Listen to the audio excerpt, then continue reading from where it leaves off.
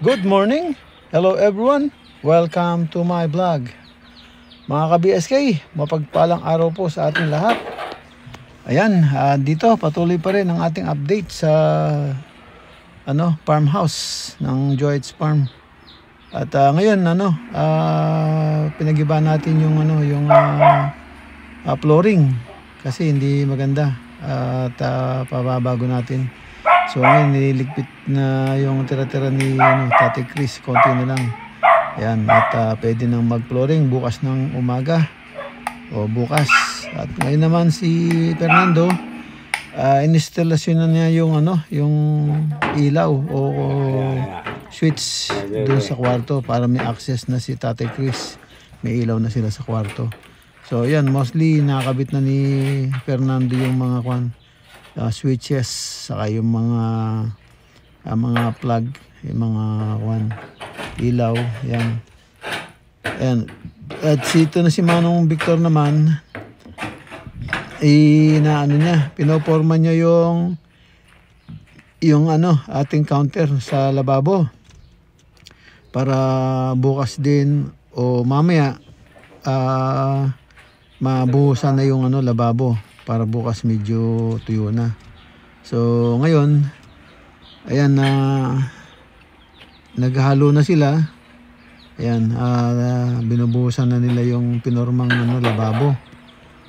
So pagkatapos niyan kukulayan nila. May kulay yung simento. Tingnan natin anong kalalabasan. Ayan, napili ko kulay blue, no? Kasi yung sa side kulay green ang napili ko. So maaari yan pagka kumintab din yung blue, kasi my favorite color blue si Mrs. naman green. So gusto ko rin yung green, so kaya ina-apply ko. So yun, pag siguro na-wax o napakintab yung blue, maganda. Sa pipinturahan na lang yung hindi naman lahat blue, yung pinaka-counter sa yung lang ng yun nga, ng kalan o lababo. Ayun. Yan yung hulma ng lababo. Nakaporma na at nag-umpisa na silang naghalo. Ayan mga ka-BSK, at si Tatay Rick saka si Nanay Tessie medyo nagkakakulitan. Ayan, ito habang pinanonood namin yung ginagawa ni Manong Victor. Ayan nga yung pagporma niya ng counter ng lababo. Yung pinaka kitchen. So ayan, medyo naghalo na sila. Yan. Ngayon hanggang matapos yan at kulayan para bukas daw makapag-flooring na sila. Hulma na yung flooring. Kaya abangan natin yung bukas. A few moments later. Ayan, andito tayo ngayon sa labas at sabi ko kay Fernando ituloy na yung sa water tank, yung pupesto ng water tank, yung sasalo sa water tank. Tuloy na yung welding para magawa na. A few moments later. Ayan mga ka-BSK, medyo yan ginagawa na ni Fernando yung ano sa water tank. Pinupull weld na niya. Kaya tumawag sa akin dahil nga yung design ng una hindi hindi niya nasunod yung plano. So yan, medyo ngayon tinatanong niya sa akin. So ayan, nagpo-pull weld na siya at ayan, kausap ko siya sa Messenger. Yan, sabi ko, yan, ayos na, i-pull weld mo na para matapos na. So, yan, pupull weld na ngayon. Kung kayang tapusin ngayon maghapon hanggang yung kasi kulang pa yan sa taas eh. Kayang tapusin tatapusin daw niya. So, pag hindi natapos tuloy na lang bukas. So, yan, kasi marami-rami rin yan. Yan, medyo sa ating design na yan sigurado yung 1,000 liters na tangke na gagamitin natin, tangke ng tubig, yan, ma-hold niya, kayang-kaya niya. Kulang pa sa kasi puro bakal din yan. Kaya nilagyan natin ng brace na ganyan para tumatag. Kahit na umuga, hindi matitinag. Yan. Medyo sasayaw lang ng konti yan. Ayan, pinupull weld na ni Fernando yung ating frame ng sa water tank. Ayan. So ayan, magka-video call kami. Ayan. Kaya yun, ganado siyang mag-welding dahil naka-spot lang lahat yan. Pina-spotan ko muna lahat just in case magkamali nga siya, madaling baklasin.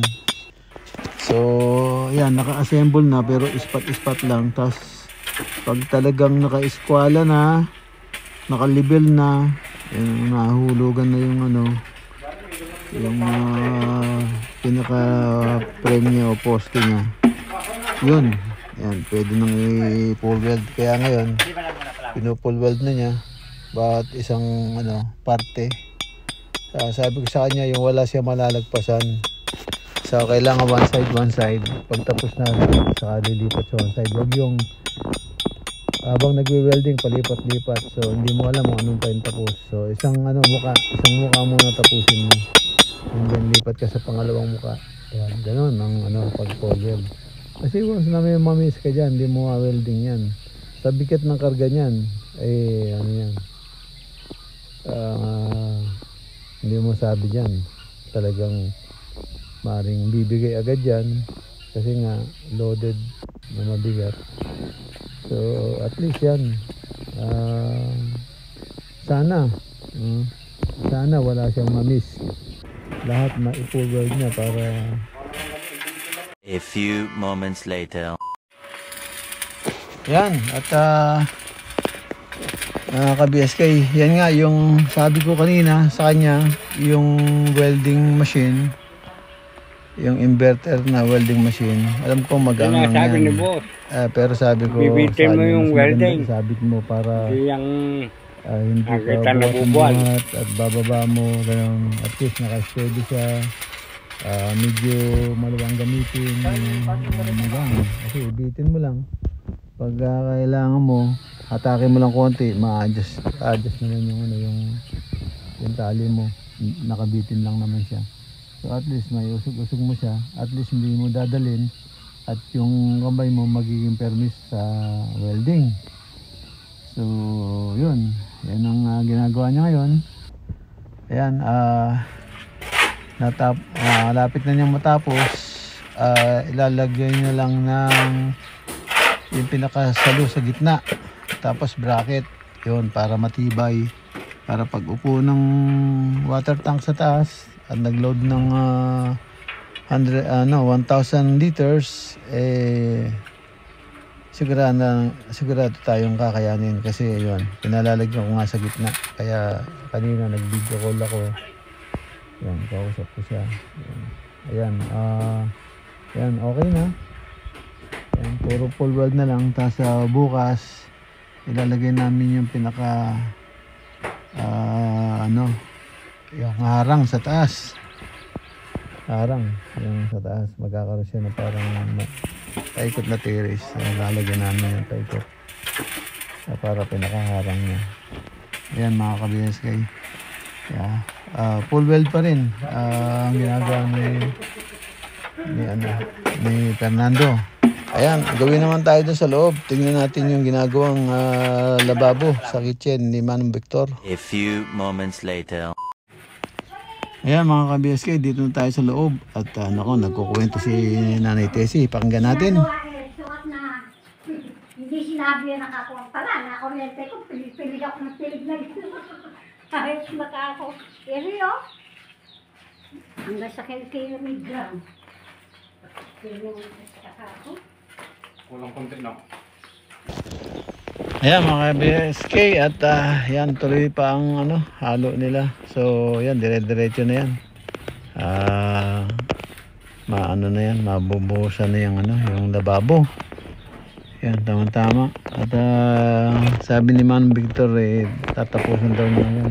Half day lang sila pumasok. Ayan kanina. Kaya kasi yan lang ang tatapusin nila. Tapos i-prepare nila yung sa flooring para bukas, ma-flooringan bukas. So yan ngayon, yan lababo. So tama-tama, bukas tuyo na yan. So, pwede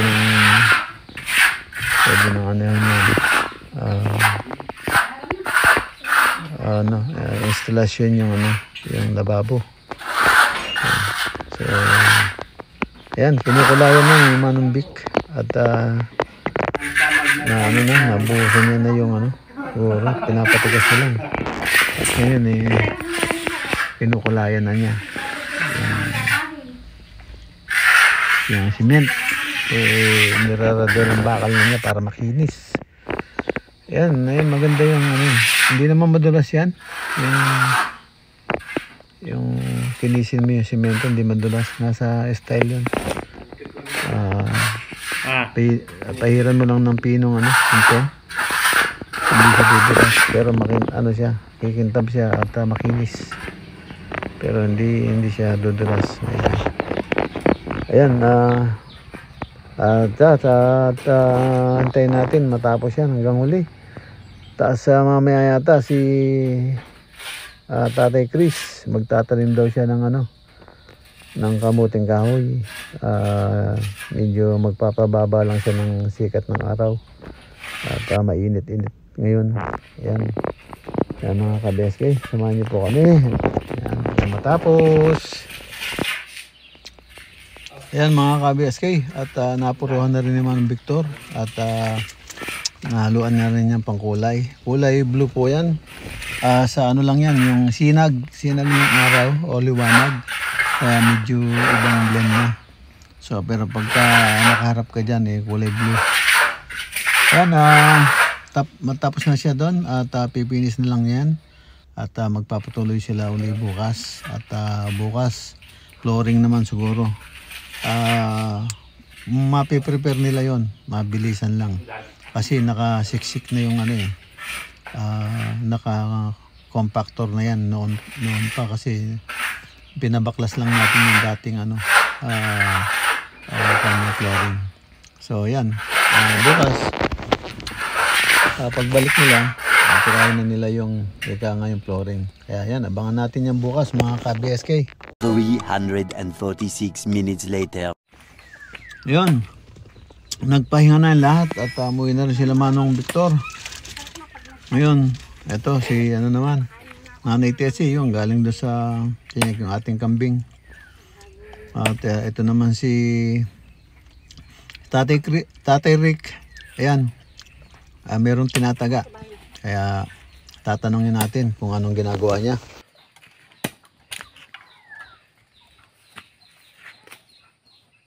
Tatay Rick, ano ginagawa mo?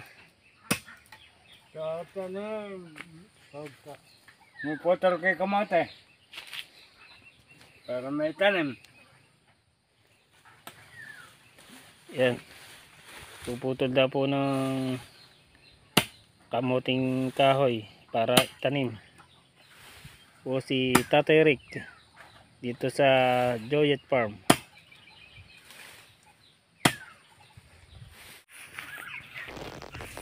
Ayan mga ka-BSK. Yan, kinuha niya yung mga puno ng kamote, yung mga nahukay na yung laman. Tapos ayan, kinuha niya, tinataga niya ngayon para baon niya sa lupa para tumubo at marami na naman siyang kamote. Ayun nga sabi ko sa kanya, para hindi mawala yung binhi ng kamote, itanim niya at para merong siyang meriendahin just in case o may bisita.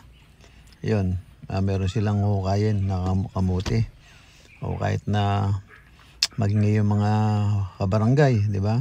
Ayan. Yun. Ayan, tapos na po aming maghapon ngayon. Nagtatanim na lang si Tatay Rick. Tapos pahinga na rin sila niyan. Ayan, maraming salamat po sa panonood. Dito lang po muna. At kita-kita tayo sa susunod na upload. At ingat-ingat po kayo mga ka-BSK kung saan man po kayo naroroon. At maraming salamat po sa tiwala at suporta. Ingat po kayo dyan and God bless. Bye-bye po.